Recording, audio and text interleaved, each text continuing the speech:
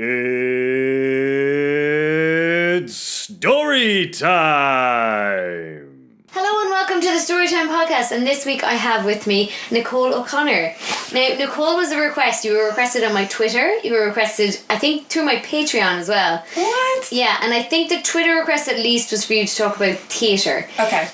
But we might get you on another time to talk about theatre because you have a really interesting story you're going to share with us today. So before we get started, do you want to tell everyone where to find you online? Okay, well, you can find me on Twitter and Instagram on Nicole O Connor, only one N in O'Connor though, so OCONOR, and on Facebook, Nicole O Connor page.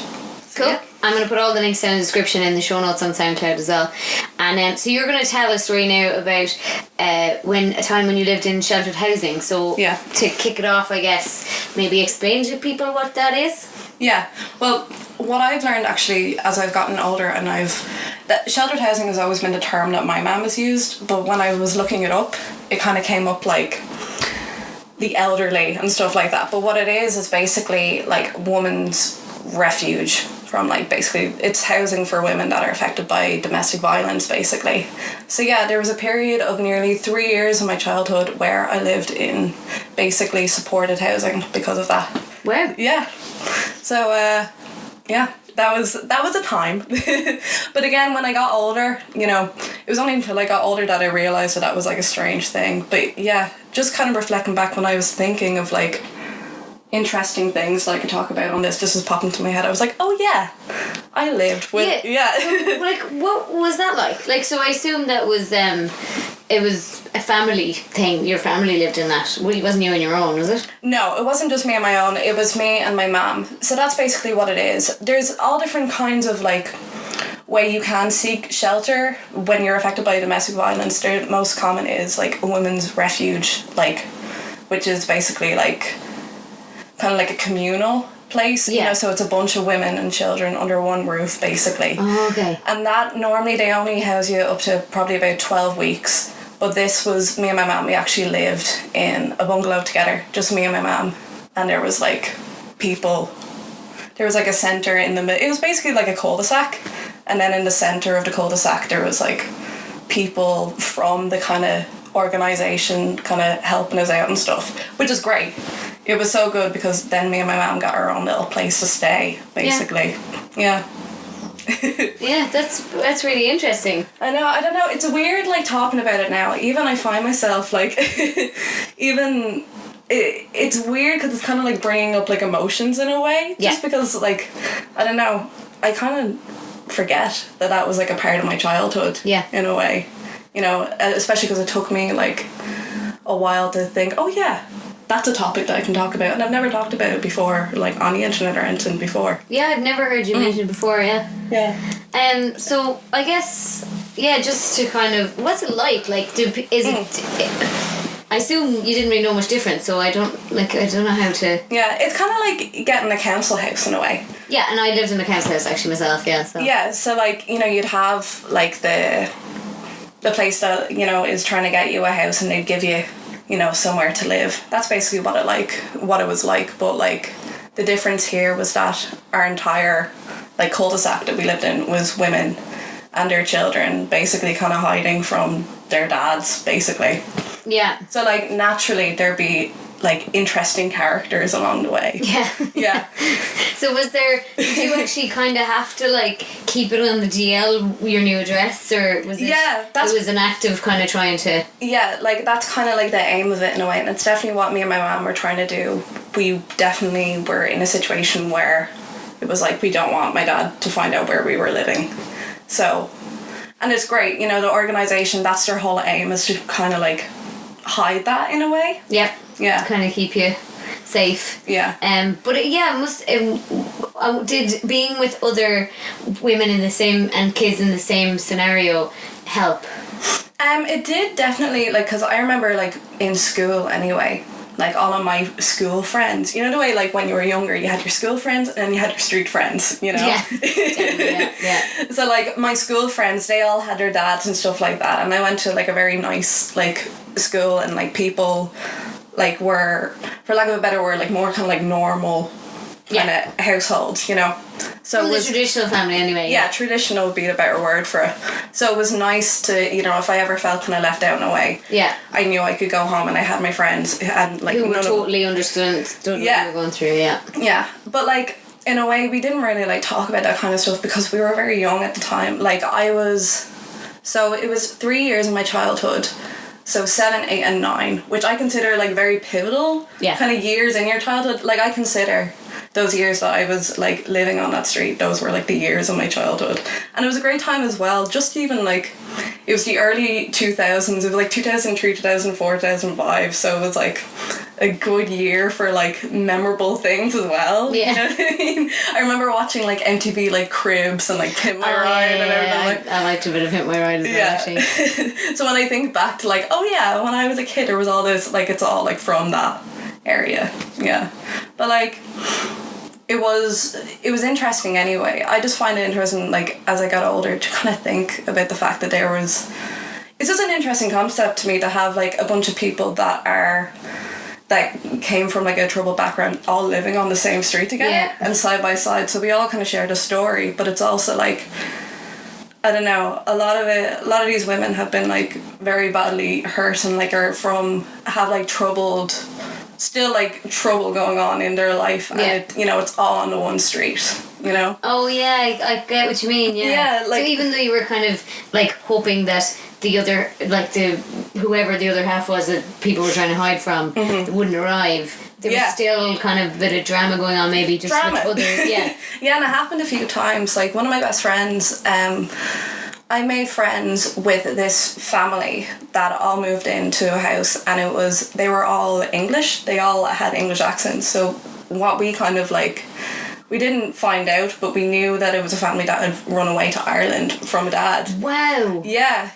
Okay. And they all had different names actually. So like, my mom, like, Different names, like they all like assumed different names to the ones that they had back in England and everything like that. No way. Wow. Yeah. And I feel bad in a way, like taking someone else's story and kind of talking about it, but it's definitely something that like popped into my mind as I grew older. I was like, oh my god, that was insane. You know. Well, it's definitely like, I think it is. I see what you mean, but I also think it's good to share because, like, there's a lot of people like me that wouldn't have any idea that this is going on at all. This is like real stuff. It's not just on like soaps. Yeah. That kind of stuff happens. Yeah. So like one of my best friends, she basically, her whole family ran away from their dad, like in England, and like it actually got to a point where the dad did track them down, and they had to go back to England.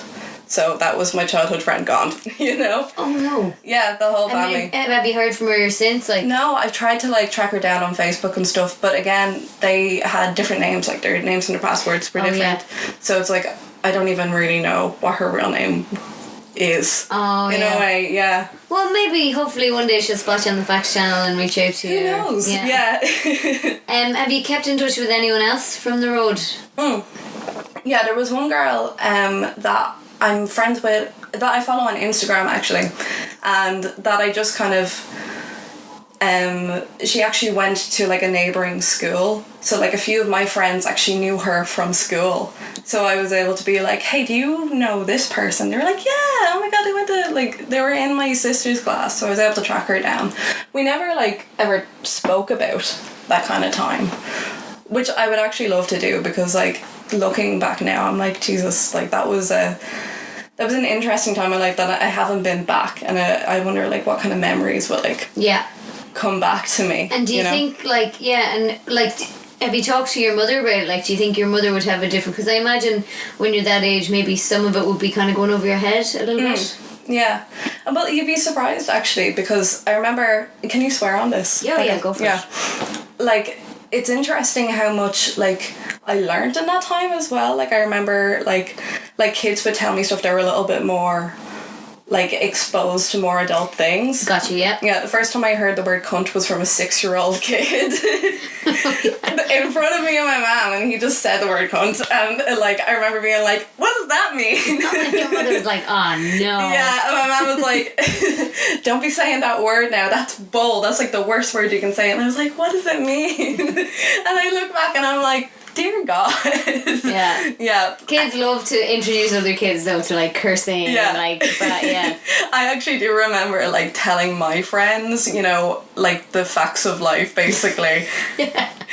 And they're like, but like I get that like a man and a woman like they have sex, but what is that? And me going into like detail that I had learned from watching like Look Who's Talking or something like that. Yeah. But like I have talked to my mom about it, but she would tell me more about like the moms that she knew. And like, you know, like I'd find out that like one of the women there like was actually like a stripper that was making money like doing that and stuff like that. I found out like some people on the street were, you know, recovering drug addicts and stuff, because it wasn't just, you know, women that were affected by domestic violence, you know, they should just come women there. who needed help. Yeah, women and their basically. families, yeah. So I was like, oh, didn't pick up on that when I was 7. Interesting. And you say 3 years, so you obviously moved. Did you have to move after a certain point, or did it just... That's what happened. So basically, because these are kind of like, you know, they're refugee, like, kind of areas in a way, they need you out after a while, because there's a reason... Other people need help. Yeah, exactly. And, you know, they have like a whole working centre in the middle of the cul-de-sac, you know, that's supposed to be there to help women, you know, and, you know, you need new people, obviously, that need help, you know. And is there like a set period of time? Like, is it 3 years max, or does it depend on each individual's circumstance? It's supposed to be 2 years, but you can kind of... Some of the women were like, no, I'm not moving to that place, you know. So basically, you know, the whole time that you're there, they're kind of offering houses to you, being like, okay, well, you can go to this place, you know, you have a flat here. And you can, like, be like, no, I don't want that. But you can't, you know, decline so many times, otherwise you're like, no, you know, you're taking this place. Yeah. You know, so... It's quite similar to the council house system, really. Yeah, that's it. And you can only decline so many times and then you're on your own. And that's what they offer you at the end of that time. They give you a council house. So me and my mum, we did end up moving, to like Dublin North inner city. And then that was a whole other thing. I lived in Kansas actually in Mayo first when we went there, because my mum and my dad split up, so it was just me and my mum. And like there was no sort of like, they didn't get on, but there was, you know, I mean, that was the worst of it, if you get me. Like, my mum was just mad at him. But I would come back up for holidays and stuff. But yeah, we were in the Kansas for the first couple of years and I actually loved it. It was actually brilliant crack on the estate. Exactly, there's such like characters that arise from, you know, just being in those areas, you know. And I had like such close friends from that time, like I don't know, just the stuff we'd come out of. We all robbed each other's toys for some reason. That was like a trend that went around for a while. Robbing each other's bikes was one thing we did. Like we give it back, but like when we were done with it. If you left it down, someone else would be. And because BMX biking was really popular as well. Oh, right. I think as far as I remember, like a couple of kids in the estate had a BMX bike, so if they left it down, somebody would be off with it. They could give it back, but they just have a go of it. Yeah, I remember like just because. I don't know whether, you know, it was like the area, I suppose it's a combination of those like kind of pivotal years and just kind of like the fact that I'm in like a dramatic like surrounding, but like such like huge memories of my childhood come from that time. Like the first time I ever shoplifted, and then I shoplifted Tutti Frutti Looney Tunes toothpaste for my friend in the local Tesco's. That's hardcore. I know. My friend was like, I went shopping with her and her mum, and the whole time she was asking her mum to buy her this toothpaste, and she was like, Nicole, can you ask my mum for it? And I tried to ask her, mortified, because, you know, like it's someone's mum. Asking someone else's mum to buy something. Exactly, and then I ended up just like keeping it in my hand and just walked out. And then of course as soon as like I left the Tesco's, I started panicking, and I was like, they're gonna catch me, the security guards like, they're coming, they're gonna run after me and grab me. So I remember just like, I was in the clear, I was grand, and I just kind of, it was dark out, and I just threw it on the ground outside. So there was like a gaggle of children, and the mom just saw like a toothpaste spurting out of like the group of kids, and she was like, alright, which one of you stole something? I mean, she went back and bought it. Oh, fair play to her. Nice story, and she got her toothpaste. Your career of crime sounds about as good as mine. I once, my friend saw somebody hand a $5 in that had been found on the ground, and she's like, go up and say it's yours.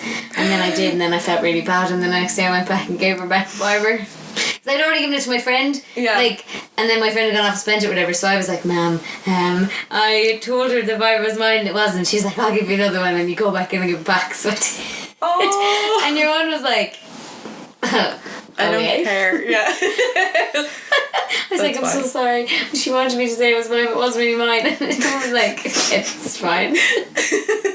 Oh, that's so going to come back into a shop being like, here, I might adopt a fiver. Like, do you have it?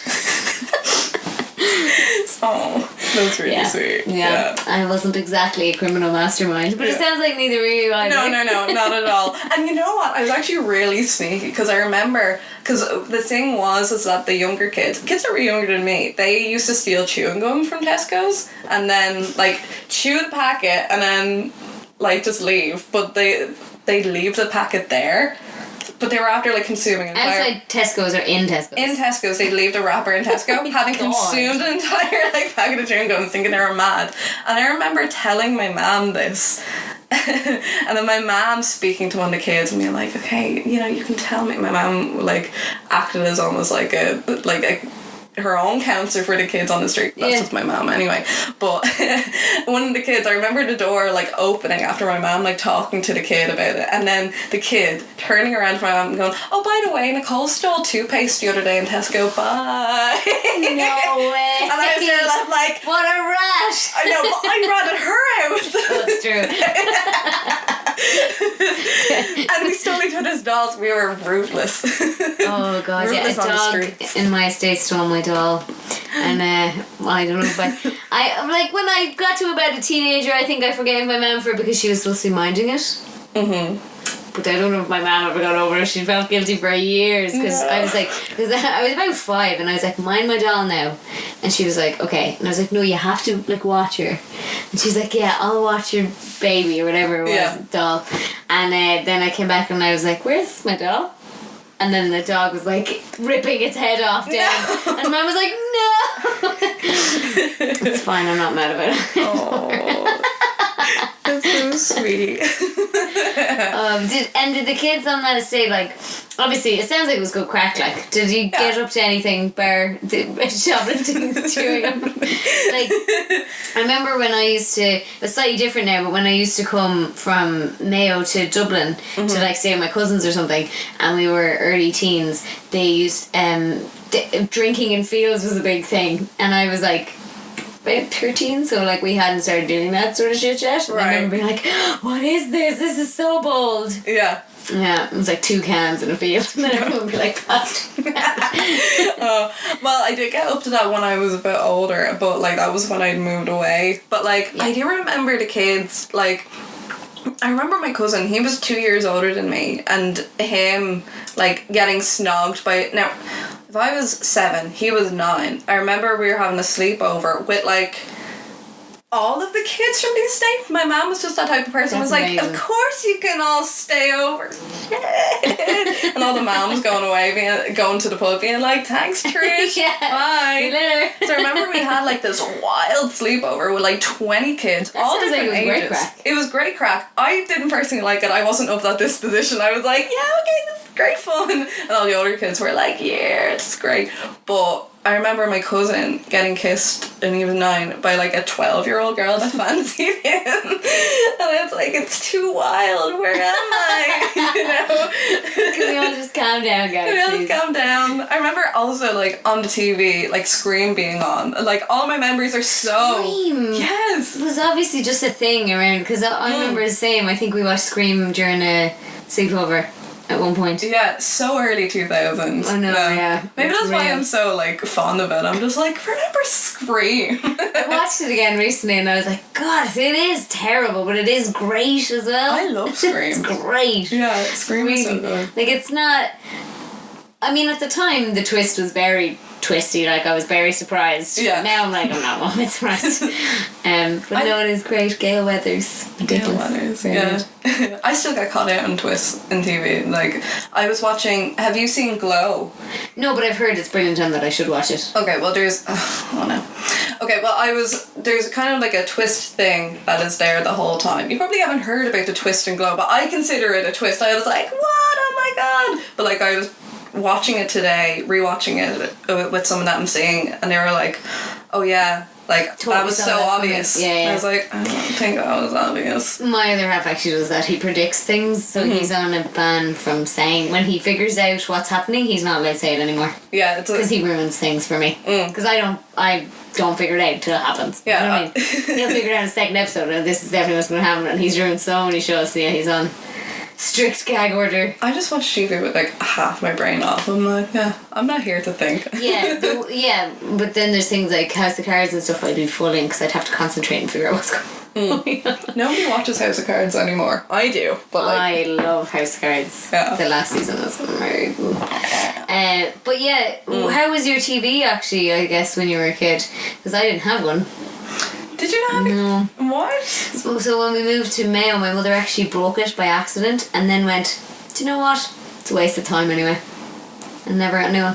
What? Yeah. Did she not have stuff that she watched? Because my mom was, like, that TV was our sanctuary for, like, the both of us, you know? One thing we did watch, because we had a cousin in the town, like, and we'd go over to her house, my mum got really into the very first season of Big Brother.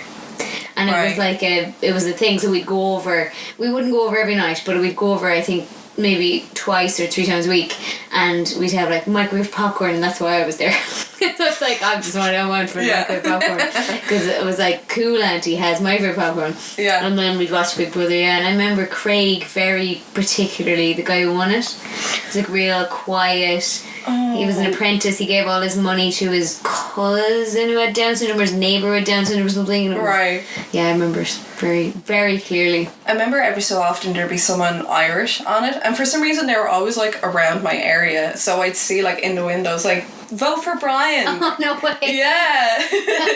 Like, Big Brother just seemed like down the road for me. I was like, yeah. Yeah, did you have any other kind of things? Because, like, I know that when I worked in my previous job, it was based in an area that was all, like, it was all Dublin GA, first of all, but then it was all Sinn Féin as well. Right. And all real, like, up the ra. Oh, God. Yeah. I think there's always... I think everyone has that one person, that one idiot that they know that, like, decides to go off and join the RA, but there's always, like, something deeply, like, troubled about them. Like, I'm not going to protect the RA, but, like, I remember... I was going to be like, I don't need to say I'm will bad. never forgive you. No. Chloe from the Grown Up in Dublin podcast, she was on one of my videos on my main channel, and she was like, she'll never forgive you if you revealed a name of her. No. But I remember the one guy that I knew that very seriously was like, I'm gonna join the RA, and then keep it down, like, in town, holding up banners, like, by the GPO. That's real subtle. That's, like, great. But I remember, like, being like, he's a bit touched now, and we found out one day that there actually was something, like, he had to go for brain scans, found out, there actually was something off in his brain. No way. Yeah, the one person that I knew that was in the RA, we were like, there you go. I'm sorry. I'm not pro-terrorism. We have to get you and Molly now on a podcast. Oh my God, no. Oh, Jesus. Yeah. Going back to TV, that just popped into my head. I remember, did you ever have, like, did you ever, like, fear the TV? No, because you didn't have a TV. There was, like, a deep fear of, like, the TV license man. Okay. Like, on my street, and I remember my mom was, like, dodging him for a while, and like, it's one of those cases where, like, he'd knock on the door, and my mom would be like, don't answer the door, it's a TV license man, and me just, like, I remember one day, me just swanning over to the door, and I'd be like, don't do it, and he's like... And you did open it! I did open it. I didn't understand that it... Okay, well, I knew it was a bad thing, but I didn't understand that, like... Why? Yeah, why? I was like... If we pay for the TV, then we won't have money for, like, other things, you know? Yeah. And, like, I got her in trouble once. Yeah, sorry. Did she get the fine? I'm not sure. No, she didn't get a fine, but we did a thing then. You could pay the TV license in, like... Installments. In installments, yeah. I remember there were, like, little snaps or something. She was fuming. Oh my God, she was fuming. She still tells that story. Being like, remember that time? Because the money is tight, like, yeah Jesus, the TV license is a pain. No. But we used to get letters all the time about the TV license. I remember they would continually write back and say, we don't have a television. So I'm pretty sure that they sent somebody out to check once. So then we didn't get a letter then after that. But like they had to come out and physically search the house and be like, are you sure you don't have a television? What is wrong with you? She's like, don't have one. Stop sending me a letter. That's crazy. Yeah. I think that it's also a generational thing, like in my house, because my mum also opened the door to the TV license man, like on my nana. And I remember like him coming into the house. No, it was History because... repeats itself. Yeah. It was like... My nana was paying for black and white TV. This dates, like, this is age of my mum. But they actually had a coloured TV. So my mum, being so smart, she runs to the TV and tries and mess with the resolution of it to try and turn it black and white. That's very good. It was very good. So did you not have to pay it on the black and white at the time? I think it was more expensive. Less, it was more expensive for the colour. That makes sense, yeah. Yeah, no. So in terms of like the sheltered housing as a program or whatever, like was it kind of successful? Maybe that's the wrong word, but like obviously was it a positive well, yeah, was it a positive, but also like you're all kind of in one street and the idea is that no one or the people you don't want to know that you're there, they don't know you're there. So was that like tough with the rest of your family? Because you said your cousin was over, so obviously people knew where you lived. Yeah, people did know where we lived, like in my family, but we just couldn't tell my dad, and that was it. And you had to make sure that other people didn't tell him as well. Yeah, exactly. And luckily, like my family wouldn't be like talking to like his family or him or anything like that. But it was tricky in a way because at the time he had part-time custody in a way where he was allowed to supervise visits. So what we actually did is that the whole time that I was living there, he didn't know we were living there. He thought I was living with my nanas. So like once a week. So the supervised visit would be in your nanas. Yeah. So the whole time, which is kind of like is a weird thing when I think back now. I'm like, for 3 years my dad didn't know where I lived. You know, he thought I was living in another place. Yeah.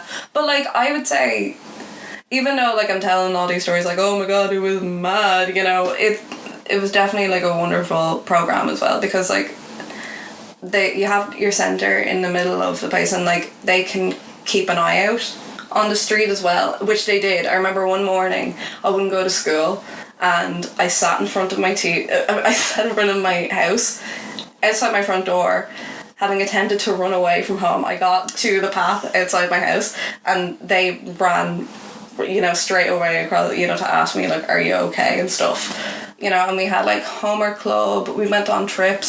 St. Vincent de Paul were great to us. Like we went on a holiday thanks to St. Vincent de Paul. Wow. Yeah. It was like it was like the whole cul-de-sac went on holiday. We went to Wexford.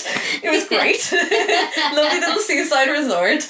Again, very early 2000s thing. I remember everybody on a holiday getting those glued on stones, like diamonds on their teeth. Yeah, it's like every story from my childhood. It's like, oh yeah, we were on holiday thanks to St. Vincent de Paul, but also really early 2000 thing that dates the story, you know?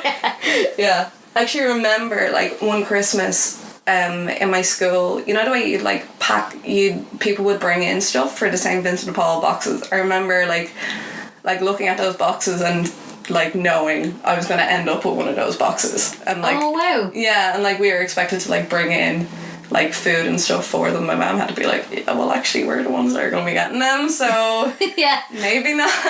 Yeah. It doesn't work out. Yeah. God, yeah, it's really interesting. It's like it's probably like any kind of growing up experience. It's just you happen to be in a place. Yeah, a place that was for a reason. Yeah. Yeah.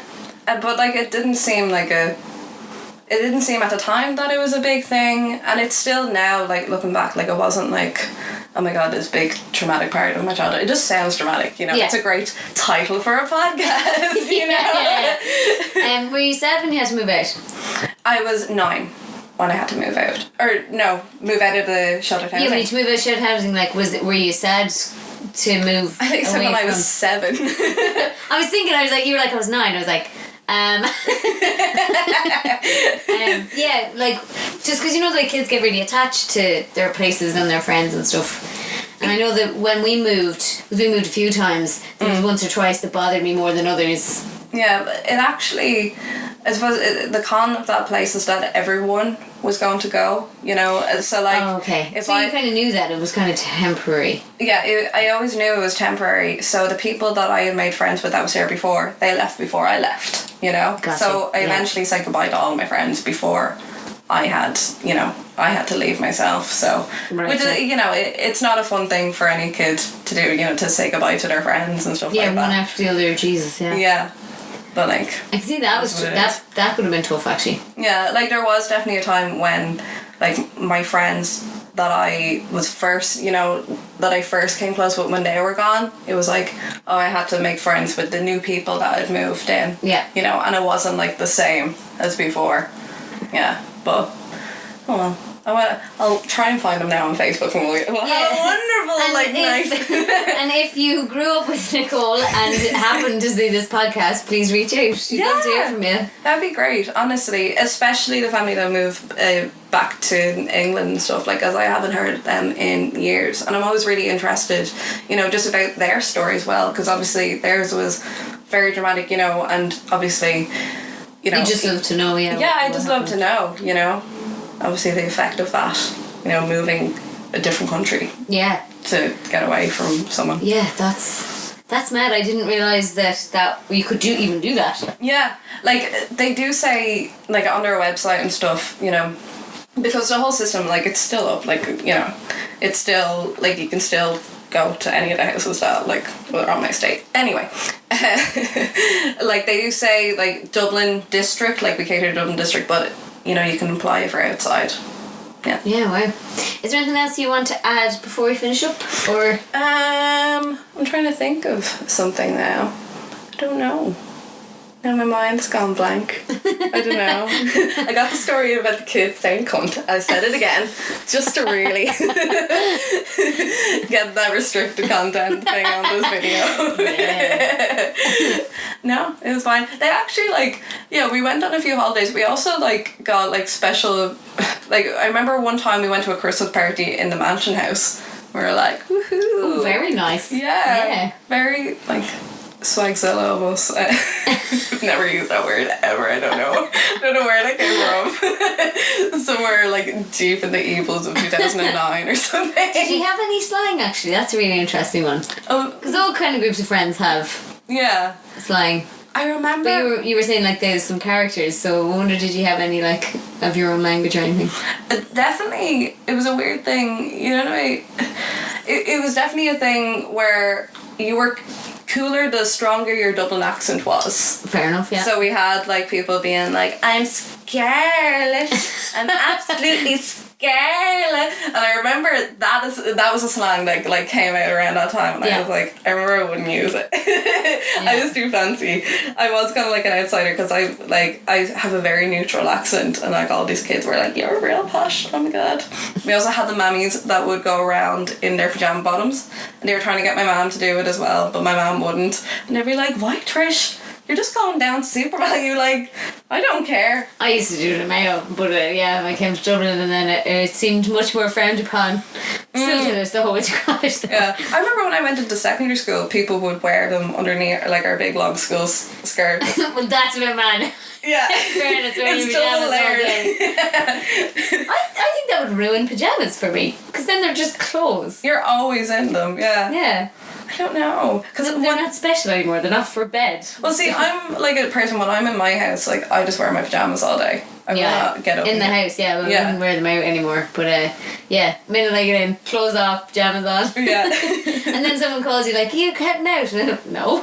Already in my pyjamas, sorry, bye. Yeah. I don't know, I can't think of anything now, I suppose. Well, it was really interesting, and thank you so much for coming on the podcast. Thank you for having me. I really like when people come on and share, like, stories that are not, you know, that, like, it's a real unique perspective that people might not be aware. Like, I didn't realise that was a thing or a program. Or yeah, and it's still like it's very eye-opening. Yeah, it's still like a program, obviously, that's set up. So, like, you know, if you are in a situation of domestic violence and stuff, you don't have to, you know, you can go to a refuge, like an immediate one, so you don't have to, like, try and, set up a different house for yourself or whatever. It's not like Nicole Kidman in Big Little Lies going to, house viewings and stuff. You don't have to do that. You can go to a refuge, straight away and get yourself out of harm's way. Yeah, because isn't that one of the kind of big deterrents? Is like it's obviously difficult when you're financially involved or and you're living with someone. It's hard to extract yourself then. So it's really good to know that. And actually, maybe you could give me some links as well, and I can put those down in the description as well. Definitely. Like the place that I was with, the whole organisation is called Sunus. So I think their website is sunus.ie. Yeah. And they have a lot more information about it. Yeah, I'll put that. Thanks so much for coming in. Thank you for having me. And remind everyone where to find you online to give you a follow. Okay, so it's Nicole O Connor and one N in O'Connor, so OCONOR. And that's you're on Instagram, Twitter, Snapchat. Yeah, Facebook is Nicole O'Connor page. And of course, actually, you're on the YouTube channel Facts. Yes. So youtube.com/facts, and all the links will be down in the description. And thanks so much for coming in, and thank you so much for watching or listening. We're on YouTube and SoundCloud and iTunes when it updates, which is not always immediate. And if you check out the Patreon page to help support the podcast, please do, and follow us on Twitter and subscribe.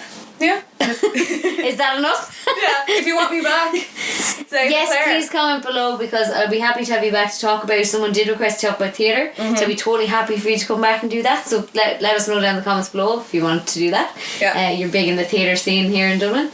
And I love that. Just nodded to that. I was like, yes. Yes, I am. Okay, thank you so much. Bye. See you next week.